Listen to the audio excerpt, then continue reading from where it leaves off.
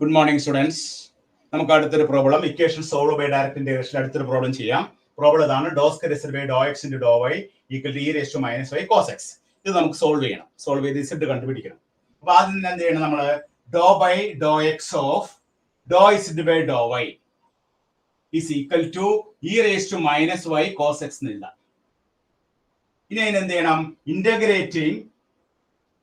Integrating with respect to x വെച്ച് integrate ചെയ്യാം. Integrate ചെയ്യുമ്പോൾ ലെഫ്റ്റ് ഹാൻഡ് സൈഡിൽ എന്താ കിട്ടണം? നമുക്ക് do z by do y. Right hand സൈഡിൽ എന്ത് കിട്ടും? എക്സ് വെച്ച് ഇന്റഗ്രേറ്റ് ചെയ്യുമ്പോൾ e raise to minus y constant ആണ് into sine x. Sign X cos എക്സിന്റെ ഇന്റഗ്രൽ സൈൻ എക്സ്. നമ്മൾ എക്സ് വെച്ച് ഇന്റഗ്രേറ്റ് ചെയ്യുമ്പോൾ വൈ ആണ് ഫിക്സ് ആക്കി വെച്ചിരിക്കുന്നത്. അപ്പൊ വൈ ചേർത്ത് ആർബിട്രറി ഫംഗ്ഷൻ എഴുതണം. അപ്പൊ ഇവിടെ എഴുതുന്ന ഫംഗ്ഷൻ ഏതാണ്? F of Y. ഇനി നമ്മൾ വീണ്ടും ഇതിനെ again integrating with respect to X. Again integrating with respect to y.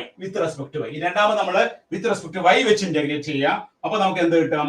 z is equal to right hand സൈഡില് sin x കോൺസ്റ്റന്റ് ആണ്.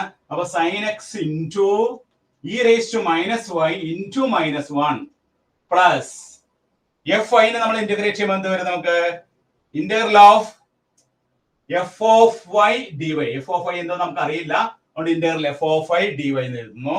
പ്ലസ് നമ്മൾ വൈ വെച്ച് ഇന്റഗ്രേറ്റ് ചെയ്യുമ്പോൾ നമ്മുടെ കോൺസ്റ്റന്റ് ആയിട്ട് ട്രീറ്റ് ചെയ്യേണ്ടത് ഏതിനെയാണ്? എക്സിനെയാണ്. അപ്പൊ എക്സ് ചേർത്ത് ആർബിട്രറി ഫംഗ്ഷൻ എഴുതാം. ആ ഫംഗ്ഷൻ ഏതാണ്? G of x. അപ്പൊ നമുക്ക് ഇസഡ് ഈസ് ഈക്വൽ എന്ത് എഴുതാം? Minus e raise to minus y into sine x plus integral F of Y d വൈക്ക് വരെ നമുക്ക് എച്ച് ഓഫ് വൈ എന്ന് എഴുതാം പ്ലസ് ജി ഓഫ് എക്സ് എന്ന് എഴുതാം. എച്ച് ഓഫ് വൈ എന്ന് പറഞ്ഞാൽ എന്താണ്? where h of y is equal to integral of f of y dy. ഇങ്ങനെയാണ് ഈ പ്രോബ്ലം നമ്മൾ വർക്ക്ഔട്ട് ചെയ്യുന്നത്. അപ്പൊ പ്രോബ്ലത്തിന്റെ ആൻസർ നമുക്ക് എന്ത് കിട്ടും? ഈ minus e raise to minus y sine x plus h of y plus g of x where h of y is equal to integral f of y dy. ഇതാണ് ഇതിന്റെ answer.